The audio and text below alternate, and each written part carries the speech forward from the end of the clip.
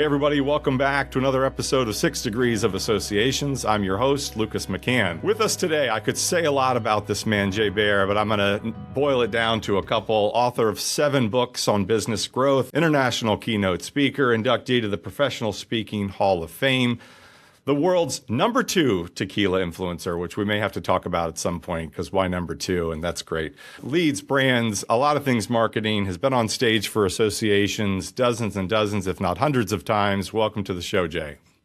Luke, it's great to be here. Thanks so much for having me. Hello, association folks. Excellent. Well, I'm going to turn the mic over to you, Jay, at the start and most of the show, honestly. But I know, tell us a little bit about the Jay story, starting from politics, and bring us forward.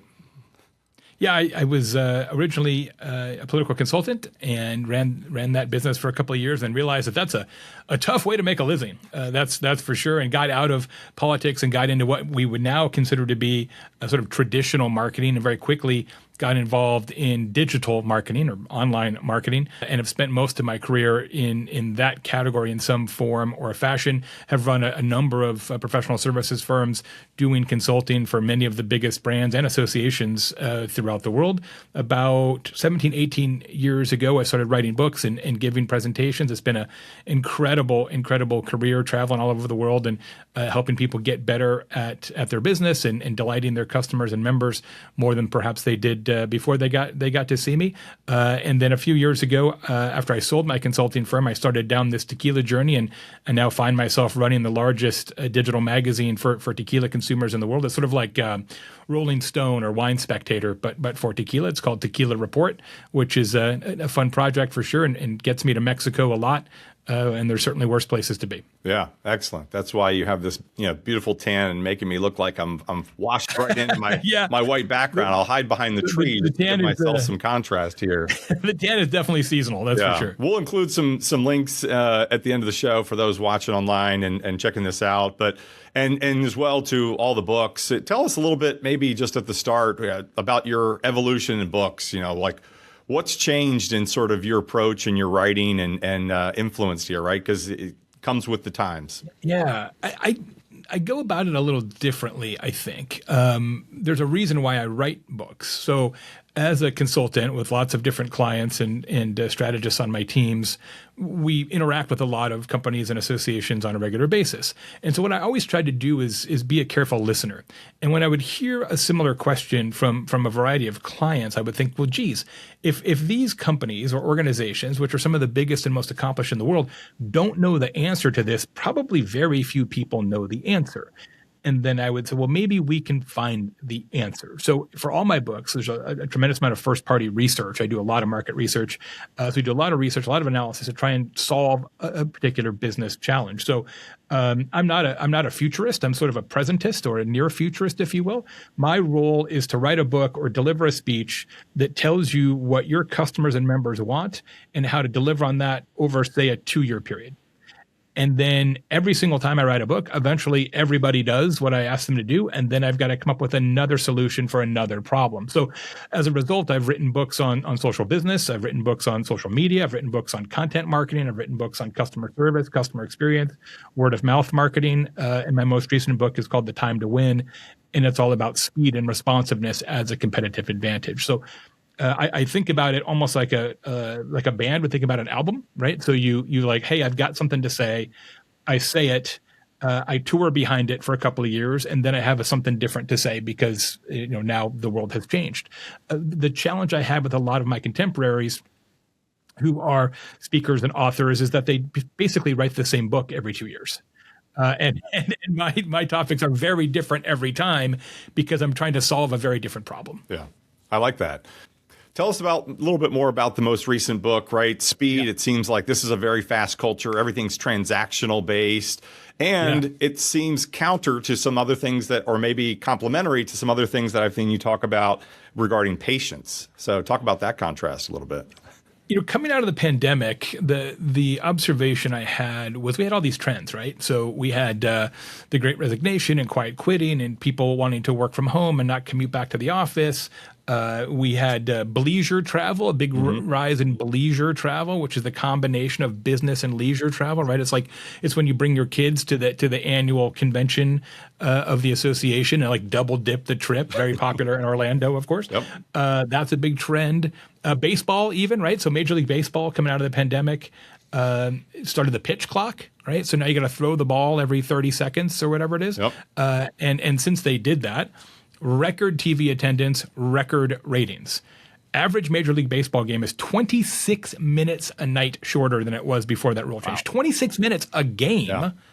Record ratings, no surprise. Yep. People don't want to spend an extra 26 minutes a night watching somebody stand around and scratch and spit.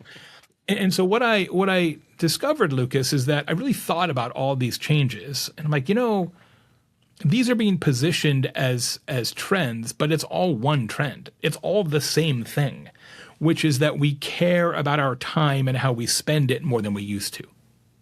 Time is the only inelastic resource. Time is quite literally the only thing that everybody on this planet shares equally. Not water, not food, not safety, not air, not healthcare. Time. We only have 1,440 minutes a day. You're never going to have any more. You can't make more. You can't buy more. And we've all kind of come to this conclusion that what we do with those minutes matters. And so we did a tremendous amount of research for the book, The Time to Win, and found some really interesting things. 2/3 of customers say that speed is now as important as price. 2 in 3. But do you actually run your association as if that were the case? I've worked with a lot of associations, and I can tell you, typically the answer is no. What we position that book as is like, look, if you are just faster and more responsive than the other people in your category, you can have a material business advantage. Everybody, when they're consumers, wants it faster. But then when they're on the association side or the business side, what we typically say is, we're doing it as fast as we can. We have this disconnect between what we want as a consumer and what we deliver as an organization, and trying to break that disconnect is what that book is all about. I think oftentimes the association thinks that speed is a transactional single moment at the start. And by the way, they don't all get them right. We work with some associations who could use a little swift kick in the behind at the onboarding process. But look, it's more than that, right? Because you get them in, and then what, right? It has to be more of around the clock, round the year. We have the data on that. 85% of people say that responsiveness is a critical factor, not an important factor, not a very important factor, a critical factor in their loyalty to an association. 85%. Because one of the things we forget, I think, a lot of times, right? Like, associations are businesses, but sometimes associations want to pretend they're not, because it feels too sort of transactional and businessy and dirty if we think of it as a business. Right. We're here to serve the members. It's like, yeah, I get that, but like, let's run this with the same kind of is McDonald's. Psychological. Yeah, let's run this like Amazon, right?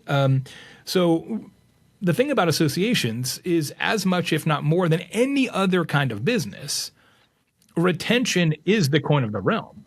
Like, churn will kill an association, and it's more important to keep churn low for associations than for almost any other type of business, because you have a limited customer pool. Right? It doesn't matter what part of the world you're serving. It's not like you have infinity customers, right? You have people who are in that industry, and that is a finite resource. So if you churn somebody in association, it has a greater material disadvantage than if you churn somebody in a restaurant or a car dealer or whatever, right? Tequila magazine. And so what we find is that this perception of responsiveness has such a huge impact on retention. And it's not necessarily about speed. It's about psychology, Lucas. What we discovered in the research is that now, more than ever before in history, we interpret responsiveness as respect. And if you as an association don't answer the phone, respond to email, set up a meeting, get it in the mail, do whatever you need to do as quickly as the member expects. Now, whether those expectations are valid or not doesn't matter. If you don't do it as fast as they think you should, they interpret it not that you're busy, but that you do not fully respect them as a member. And that's why people churn. Yeah. And this is, I would argue, the lowest bar, right? There are so many tools and opportunities and educational aspects of allowing you to be able to do this and respond as quickly. Like Hormozi, there's a bunch of people that talk about, is you can get there quick, you can get there first, but then the next level is, and I've heard you say this a lot, like be human. So how do you marry those two elements? Because if I'm listening as the association executives and Jay says, you got to be fast, like, okay, I'll put in a bunch of automation. I can build something AI that will respond within seconds, that will, even communicate with the member on some level, digital level. But that is, that's not going to last, right? That seems cold. That's the great paradox, that speed as a competitive advantage has a shelf life. As I said, every time I write a book or a speech, I know that advice is going to have a shelf life. I wrote The Time to Win and did the research right as AI was becoming popularized. Now, obviously, AI and machine learning have been around for decades, but when we say AI beyond popular, we're talking about the ChatGPT launch, things like that. So when I wrote the book, it was just before that happened. So what we're seeing is exactly what I predicted, is the commoditization of AI technology and automation. So there was a time where you could, that time probably still exists, right? There's still a window of opportunity for associations to be more efficient, to be faster, to be more responsive, to use technology and automation to serve members better because you are more responsive. Yes. But as a competitive advantage, that will fade away very quickly, and we're already seeing it. Because AI, what we don't talk about enough is that AI technology and automation is, in the big scheme of things, very inexpensive.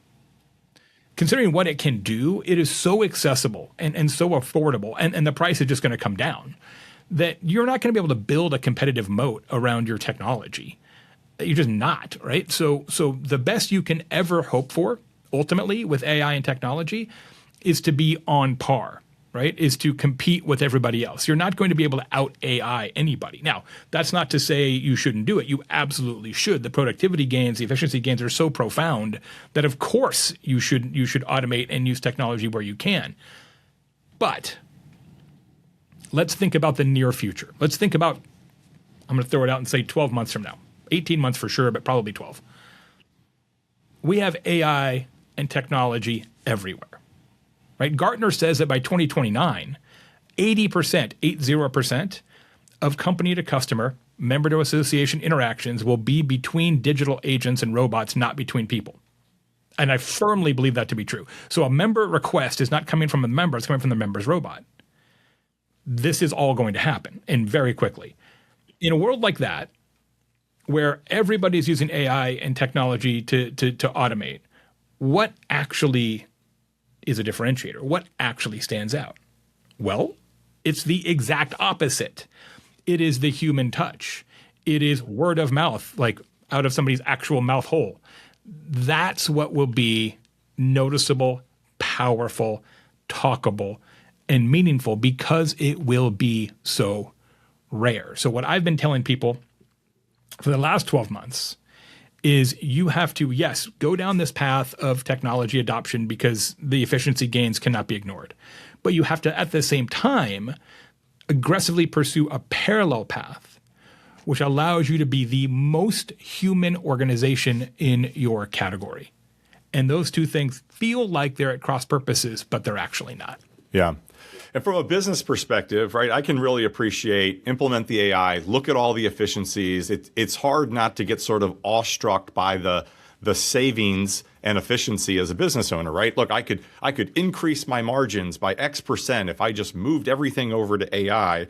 What I don't think is being thought about as enough is what you were talking about is essentially how can I reinvest those dollars to continue to differentiate myself? So in 12 to 18 months or by 2029, everybody is using AI. How do you stand out? The formula that we use on stage is, and these are approximations, of course, AI is going to give everybody in every organization 25% more capacity. Mm-hmm. just as a standard rule. You're going to get 25% more capacity. So whatever takes you X amount of time now is going to take you X minus 25. That's just going to happen. The real question, and Lucas, I would say the most important question for any kind of association leader right now is, what will you do with your 25%? Yeah. Will you keep the money? Will you have a smaller staff? Will you pursue some kind of mergers and acquisitions? Will you have more events? Will you just increase profits? Will you reinvest in your community? Or will you use that 25% to deliver a level of personal, bespoke, human touch that you can't afford today? I think that's the answer, because those who use their 25% in that way will have a competitive advantage that cannot be breached. Yeah. It's a small example, but I remember, this is probably going back a couple of decades now. You join an association, you get a welcome package in the mail, right? It included information about your members, some flyers about the upcoming events, sometimes a small gift. There was something to like getting something in the mail. And by the way, Amazon, everybody else who does everything delivery, I think there's like a little dopamine hit that people just start ordering stuff in the mail because you get this, and you don't get as much junk mail anymore because all the digital stuff is in your inbox that you constantly fight down. And so I think it's a small example of, yeah, could you take your 25% and go back to something cyclically that you went away from because it was too expensive, and, you know, start doing something fun or interesting with new members, renewals, you know, around the event, something. Yeah, look, there's I did some work with Otis Elevator not long ago, massive global company, and one of their customers was on stage with me doing a panel, sort of a Q&A, and he is the chairman and president of Larsen & Toubro, which is a $31 billion industrial giant in India. So they build roads, they build bridges, they've got many, many different operating divisions, a $31 billion company. And so we were talking about this exact same thing, Lucas, and he said, Jay, yeah, we have all manner of technology and AI, and we have a massive IT team and all these things, huge customer service staff. But when I want to make an impact on a business partner, current customer, potential future customer, you know what I do? What? I invite them to meet me in my office, and I give them some mangoes. He has apparently a super amazing mango orchard at his house. He handpicks the mangoes, gives them to them in a box. This is a $31 billion company, and their secret sauce is mangoes. This is what I'm talking about, right? No one is going to be like, you know why I joined the association? What a chatbot. Unbelievable. It was so good. like it's going to be table stakes. It's going to be, look, having all the AI tools is going to be like having a website, right? It's going to be like having electricity. You have to have it, but it's not going to stand out at all. Yeah. And I understand, like, people haven't pursued a lot of these high touch, one-off, bespoke human touches in mangoes or whatever the circumstances are, because it's expensive, right? And it's time consuming. I get that. But remember, if you're going to get 25% of your capacity back, that's what you use to now do some of these human things that you couldn't afford to do in the past. Yeah. And it's unexpected, right? I mean, I hear you talk about, hey, business is hard because of the expectations. So they expect a prompt response. They expect these certain things that you will do as a part of business at a speed in which they also anticipate, because we're a transactional culture and it's all about speed and quickness. But this unexpected nature of like a slow personal touch, including a mango, which I will never forget. Yeah. But you nailed it. I mean, the book I wrote before Time to Win is called Talk Triggers, and it's the most successful book ever written about word of mouth in American business. And again, tremendous amount of first-party research. And what we discovered in that book, you just said it, everybody knows it to be anecdotally true, but we put data around it, which is we don't talk about good, we talk about different. Mm-hmm. The things that are unexpected is what unlocks word of mouth. If you expect it and it's good, well, that's what the money's for. Yeah. Right? Like, I'll give you an example. There's a steakhouse in Los Angeles called La Boucherie, And it's at the top floor of the industry standard hotel in downtown LA. So it's like on the 70th floor or something. And they have a floor to ceiling panoramic view of the LA basin. It is a spectacular view and great steaks, as you would expect from a very expensive high-end steakhouse. But nobody ever talks about those factors.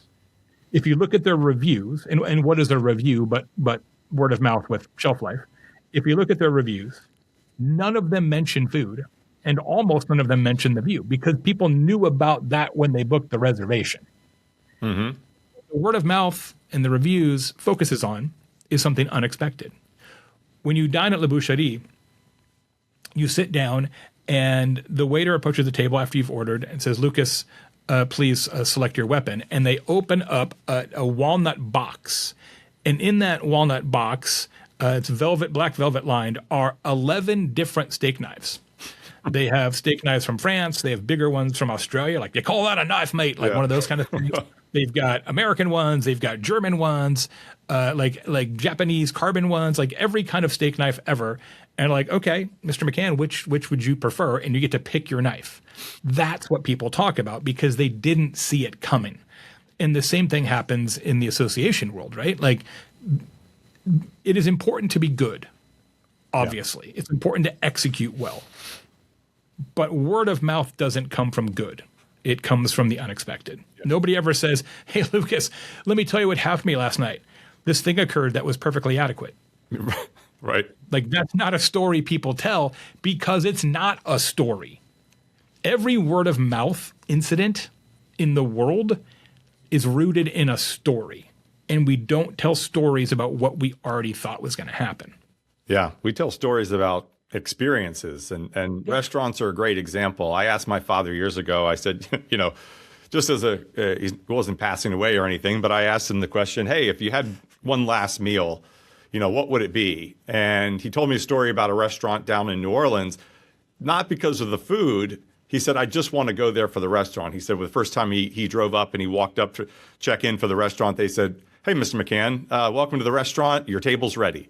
They had already done the research, knew what he looked like, and checked him in. He never had to say anything.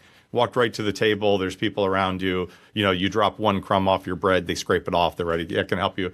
And that was, and the food was great, right? But it was the level of service that really did it. But the food being great is the part that's after the semicolon. Right. And I actually have data on that. It's funny you mentioned that. I did a partnership with Yelp a few years ago when I was writing another book called Hug Your Haters, which is all about customer service and how to handle unhappiness. And we did this analysis and we looked at thousands, 10, 20,000, I can't remember, a huge pile of 5-star restaurant reviews. Okay, so these are restaurants where a diner sat down and wrote a 5-star review. Mm-hmm. We analyzed the text of all those reviews. 1,200% more reviews mentioned people than mentioned food. Wow. What you remember is the service, the person, this one waiter, the maitre d', the person the host who greeted me with my name, even though I never told them my name.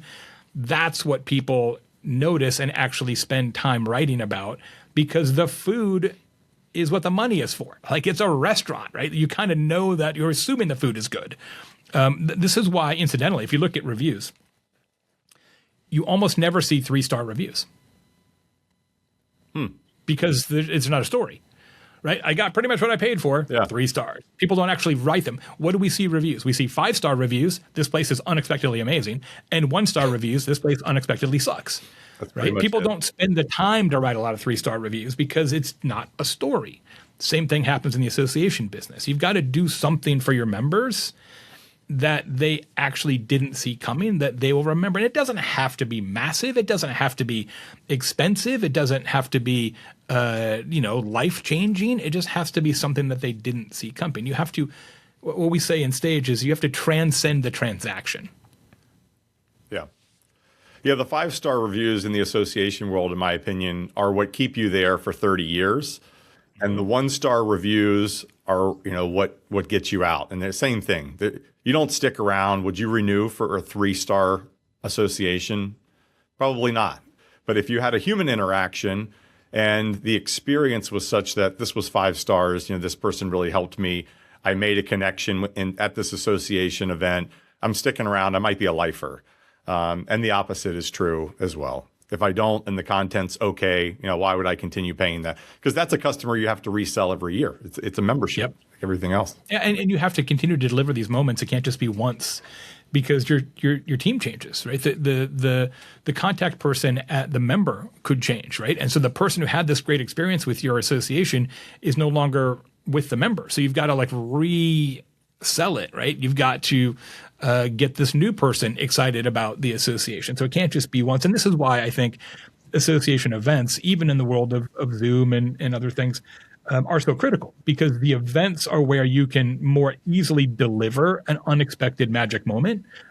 It's harder to do that with an email or a chat bot or anything else. It's possible, but it is just when human beings are in the same physical space, it's easier to over deliver on something that they didn't see coming.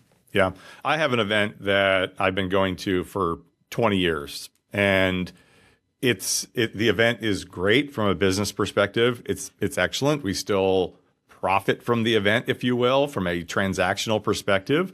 But I have built up memories of the after hours with my team, the after hours at the bar with clients that would stick me going to that event. I hate to say this out loud if they doubled the price. I hope they don't. But, it's that type of thing.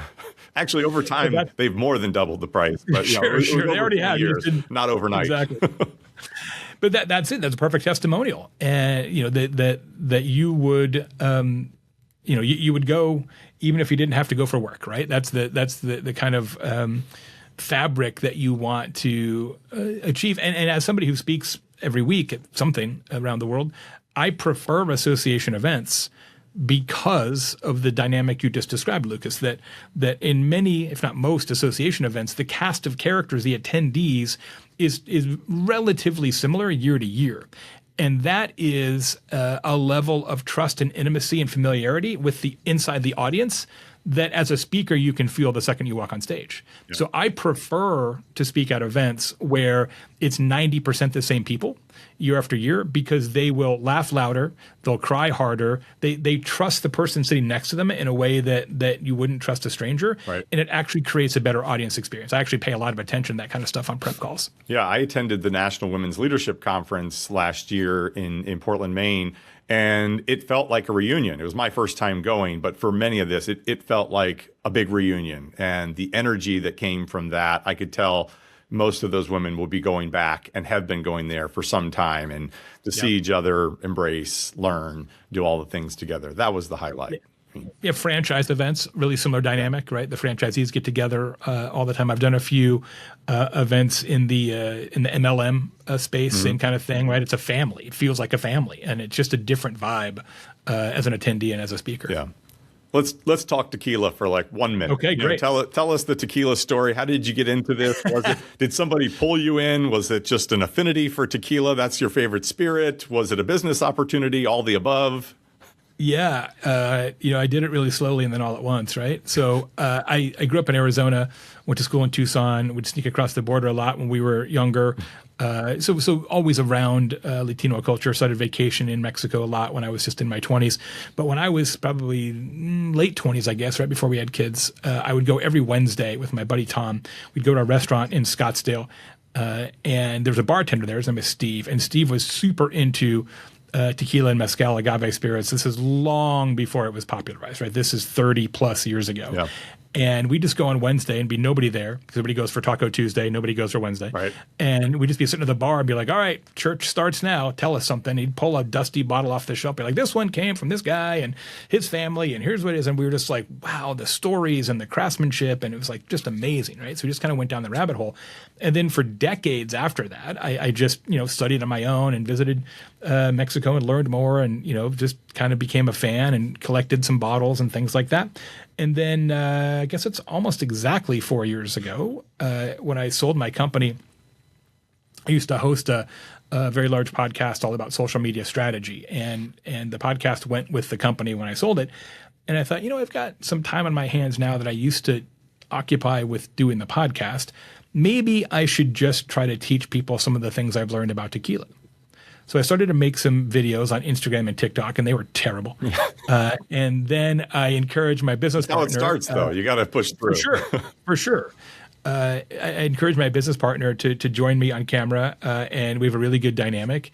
And so very quickly we got better and got more popular. We ended up with hundreds of thousands of fans, and started doing consulting for tequila brands on marketing and customer experience and a number of other things. Now we actually have an association of tequila brands that we run called Slingshot. And then this year, just a few months ago, we stopped making videos and decided to broaden the tent and started Tequila Report, which is a magazine, as mentioned, an online newsletter for tequila consumers. And our observation was that there's a lot of people doing 1-minute videos on Instagram and TikTok, et cetera. And that's great. We used to do it as well. But there was really very few places to tell deeper, more interesting, more comprehensive stories about tequila and tequila brands. And so we said, let's be the ones who do writing. And as somebody who's written a lot of books, that's a more natural format for me anyway. So now we have the magazine, tequilareport.com, and it's going great. It's a lot of fun. It's a really interesting business, and it's a very complicated business. So as somebody, business strategist, not only do I like tequila, of course, I have 500 bottles here just off camera, but solving the business challenges of that industry is really interesting too. I love the story, and it kind of fits right into the conversation. I wasn't expecting that, but just the whole thing has a very human element to the story, right? It started in a bar talking to Steve, and it's blossomed into a magazine that's written by people and distributed to people. Talked about, you go down there in Mexico, I assume see the plants, see where this stuff is made, talk to. I actually own a house in Mexico now. Run groups. There you go. Move down there physically. The human element of that is just woven through the story, and it's great. Thanks for sharing. I want to jump into, before I wrap us up, just some fun questions here at the end. First, favorite perk about speaking at events? What's your favorite part or perk? Because I've been a consultant a lot longer than I've been a speaker, so I've been a consultant for more than 30 years, a speaker for 17 or 18. For me, the perk is getting to learn about a different industry every week. Right? It's like getting a master's degree in X association or X category every week, right? And that is such a gift to learn just enough to be dangerous about almost everything. It's really rare to have that opportunity. So I treasure it. It's really cool. And, I'm not a specialist in a particular category. So I literally have done a little of everything. And it's really, really fun to learn what makes each industry tick. Yeah. Learning while you're teaching. That's really interesting. Yeah, exactly. Okay. So some explaining on this one. Looking for a reverse bucket list item. This is not an item that you did that went terribly. This is something that you've checked off the list rather than built a box for. So. It wasn't actually on the bucket list because we never thought it would actually occur. But I live in Bloomington, Indiana, when I'm not in Mexico. So I live just a block from the Indiana University campus. And as some folks may know, we all of a sudden got good at football. Yeah. And my son is a IU grad. And so we went to the national championship game a couple months ago to see the Hoosiers win it all in Miami. And that was an extraordinary experience with my son. It was, as I said, it wasn't really a bucket list because I wasn't necessarily like, oh, well, of course, Indiana will play for the national championship eventually. Like that was not really on the bingo card for anybody around here, that's for sure. But it was a lot of money to pull that off. But my dad, talk about experiences, my dad took my brother and I many, many years ago when Nebraska won a national championship. We're from Nebraska originally. And I remember that so clearly, spending that time with my dad and my brother. And so I got the chance to tie that back full circle with my son. So it was pretty great. Yeah, the football emergence in the state of Indiana was a kind of a fun surprise to watch, and a really cool story if you dig in and learn a little bit more about coaching, the changes and what it took to get there. We've always been known as a basketball state. I learned that recently. My daughter's a travel basketball player, and we went up to New England and played in a big tournament, and these girls from Indiana showed up. and just kicked everybody's behind. I mean, up and down the court. I mean, they're all pretty good. I mean, my daughter's was ranked 30. Their team was ranked 32nd in the country at one point. Yeah. And these girls came in from Indiana, IGB, and wiped the floor with everybody, not just us. In fact, we held them to the fewest points, and we was the closest point differential for them. But I won't tell you what it was because it's still not close. Moral victory. That's it was. I have lived that story. My son was a hockey player and fairly accomplished, and we were Indiana state runners up, all that, and we ended up playing in a tournament in Canada, and that did not go well. Yeah, that's a different level of hockey up there, boy. Yeah, when you find that next tier, it can be humbling, but a good experience regardless. Absolutely.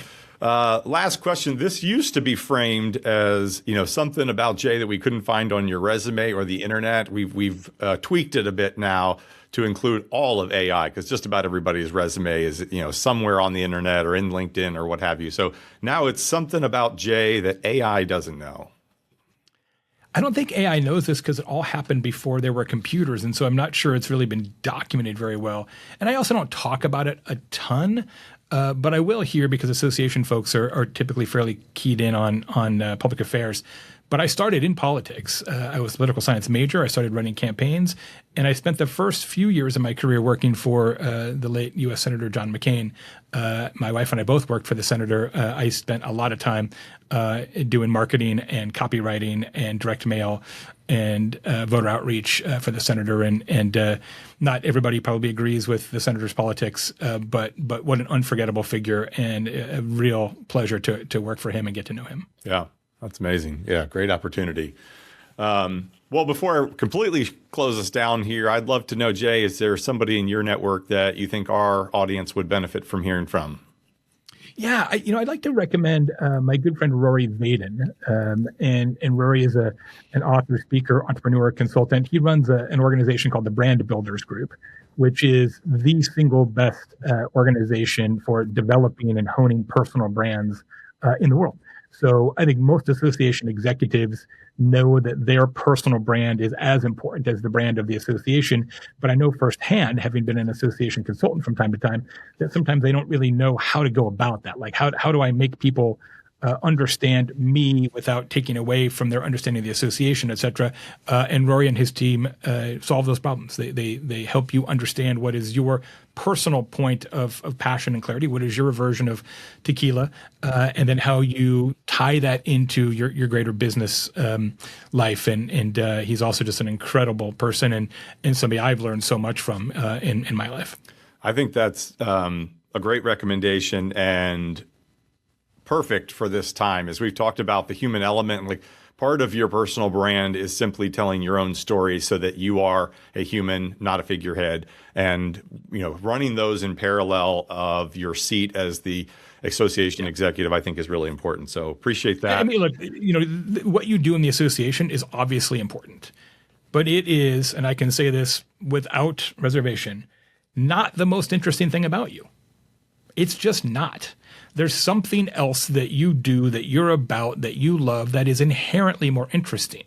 Your personal life is always more interesting than your professional life, unless you're an astronaut or a quarterback or something.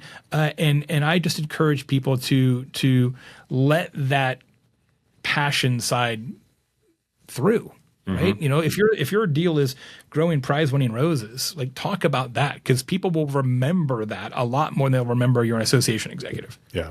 That's why I talk about tequila. Your right? association executive title, whatever it may be, is just the seat that you're sitting in. When you get up and walk away, you're taking your personal brand with you. So hopefully that's what sticks, is the goal. So, well, thanks again, Jay. Appreciate the time, the wisdom. I usually ask everybody if there's a couple of gold nuggets. I think we got half a dozen or more in this episode. Great. So I appreciate you sharing. I encourage people to reach out to Jay. And again, thank you so much. My pleasure. Let's do it again sometime. Thanks, everybody.